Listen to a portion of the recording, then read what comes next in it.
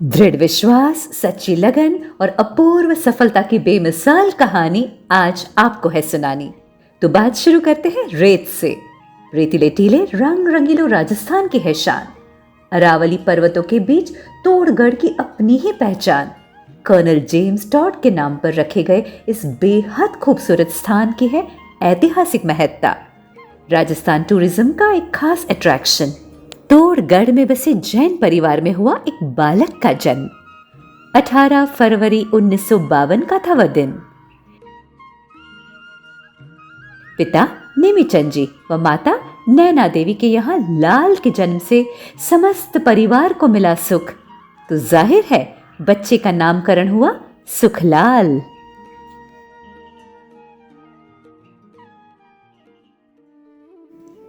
कहते हैं हाथों की लकीरें कब किसे कहां ले जाए कोई नहीं जानता। बालक सुखलाल के साथ कुछ ऐसा ही हुआ। वे तोड़गढ़ गांव में पल बढ़ रहे थे, तभी चाचा ने सूरत बुला लिया उन्हें। वहां किराना की दुकान पर वे करने लगे काम। पर सपनों ने कहा इससे भी आगे है जिंदगी का मुकाम।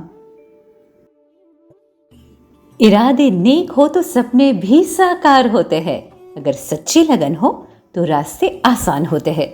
एक दिन मिलने आए उनके पिताजी और वेवाई जी यानी शांतिलाल जी बोराना। शांतिलाल जी ने उन्हें अपने साथ बंगलौर चलकर भविष्य तराशने की सलाह दी।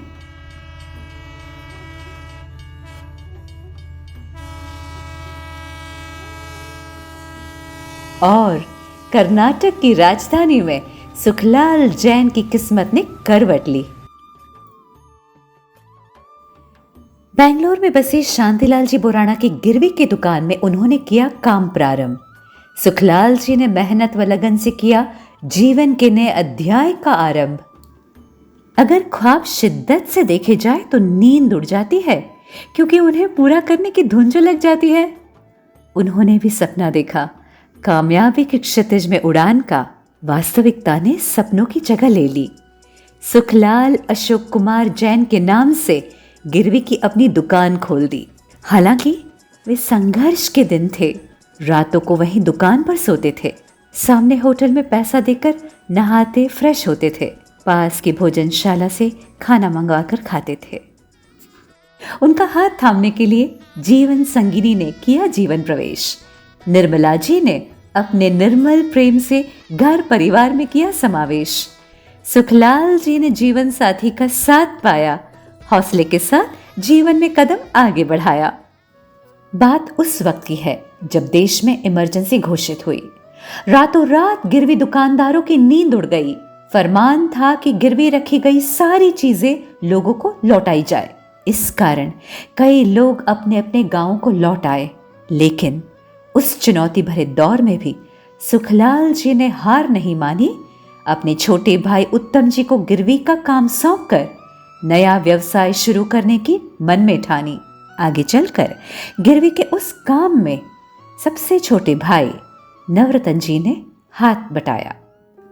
उन दिनों हुआ यूं कि सुखलाल जी को चेन्नई जाना पड़ा था। किसी के निधन के उपरांत प्रार्थना सभा में शामिल होना था। उस कार्यक्रम के बाद बस यूं ही उन्होंने किया मद्रास मार्केट का दौरा। वहां स्टील बर्तनों के व्यापार ने उनका ध्यान बटोरा। देखा कि वहां स्टील के बर्तन बंगलौर से काफी सस्ते हैं। सोचा चलो यहां से खरीद कर बेंगलोर में इन्हें बेचते हैं। स्टील बर्तनों का चल रहा था बेहतरीन तरीके से व्यापार। बड़े भाई बद्रीलाल जी जब जुड़ गए तो और भी सफल हुआ कारोबार। इस तरह से हुआ सुभाष स्टील एजेंसी का आगाज। एक के बाद एक भाइयों को साथ जोड़कर बिजनेस का करते रहे वे विस्तार। एक नए ब्रांड ने नई उम्मीद जगाई। इसका नाम था बटरफ्लाई।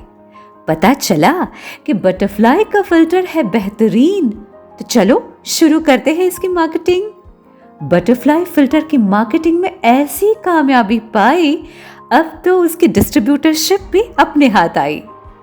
उनमें मार्केटिंग व बिजनेस का गजब था हुनर कि बन गए अनेक नामी गिरामी कंपनी के डिस्ट्रीब्यूटर।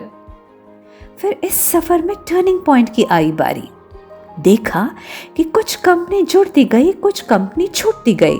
तब सोचा क्यों ना खुद का मार्केटिंग शुरू करे, अपने उत्पादों की बिक्री करे, अपने पंख पसार कर एक नया आसमान चुने। स्टव गैस के मैन्युफैक्चरिंग के साथ रखा उत्पादन की दुनिया में कदम। इसके लिए छोटी सी फैक्ट्री का किया स्थापन। नेक दिली ऐसी कि सबके लिए मन में मंगल भावना सदा ही रखते थे। यहाँ तक कि कारखाने के मजदूरों को खाना खिलाने का सपना पलकों पर पालते थे। सुखलाल जी ने पढ़ाई की थी केवल 10वीं कक्षा तक। उनका ज्ञान सीमित था हिंदी भाषा तक, लेकिन अंग्रेजी सीखने की ऐसी थी ललक, रोज पढ़ते थे इंग्लिश न्यूज़पेपर देर तक। सुधारने के लिए अपनी इंग्लिश वोकैबुलरी अपने पास रखते थे डिक्शनरी। कामयाब लोगों और दिग्गज हस्तियों से प्रेरणा लेते थे।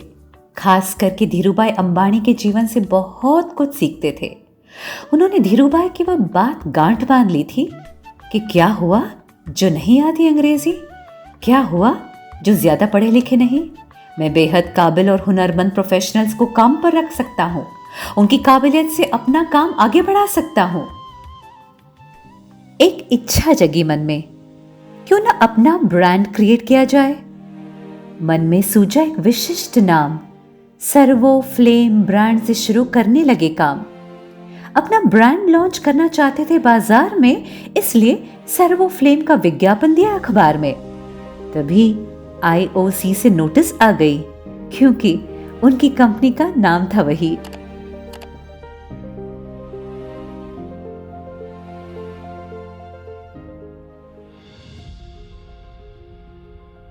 शिद्दत से मांगी हुई चीज कायनात आप तक पहुंचा ही देती है। सुखलाल जी के साथ बिल्कुल यही हुआ। एक तरफ वे अपनी कंपनी के लिए ब्रांड एंड लोगो की तलाश में थे, वहीं दूसरी तरफ एक ऐसी कंपनी थी जो फाइनेंशियल लॉस से गुजर रही थी। इस क्राइसिस से मजबूर अपनी कंपनी का नाम बेचना चाहती थी। यह अद्वितीय संयोग ही तो था। ग्रीन शेफ नामक ब्रांड उन्हें मिल गया। अब देखते ही देखते नई ब्रांड लाइन में बनने लगे user friendly high quality home appliances. वे देने लगे गुणवत्ता पर विशेष जोर, ब्रांड पर सर्वाधिक गौर।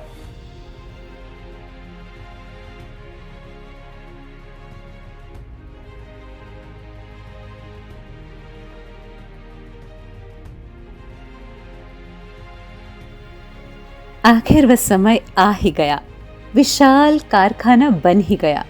फिलहाल इनकी बेंगलोर और हिमाचल में अलग अलग लोकेशंस पर कई फैक्ट्री चल रही है। बहुत ही जल्द इन तमाम फैक्ट्रीज को एक साथ एक जगह पर इंटीग्रेट करने वाले हैं। 700 से अधिक लोग वहां काम करते हैं और वह सपना पूरा हो गया। उन 700 से अधिक लोगों के लिए वे खाना प्रोवाइड करते हैं।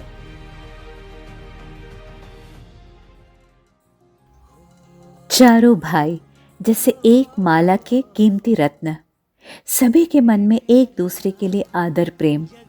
उल्लेखनीय है, सबसे छोटे भाई थे नवरतन मल जी। हालांकि वे कम पढ़े लिखे थे, पर कामकाज में बड़े होशियार। वे बोल नहीं पाते थे, गूंगे थे, पर अत्यंत समझदार। उनसे बेपनाह प्यार करता था पूरा परिवार। खास करके बड़े भाई उत्तम जी के लिए बल थे।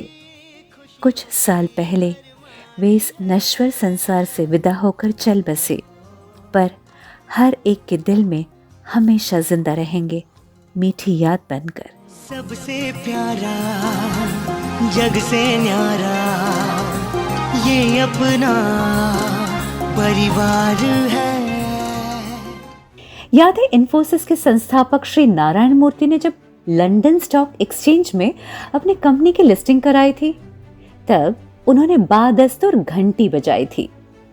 उस दिन, उस क्षण सुखलाल जी ने भी मन में कसम खाई थी, किसी दिन हम भी अपने आईपीओ की लिस्टिंग का डंका बजाएंगे, कारोबारी कामयाबी का परचम लहराएंगे। आज वो दिन आ गया जब एनएसई स्टॉक एक्सचेंज में ग्रीन शेफ कंपनी लिस्ट होने जा रही है और सुखलाल जी अपने ख्वाब को हकीकत में ढलते देख रहे हैं।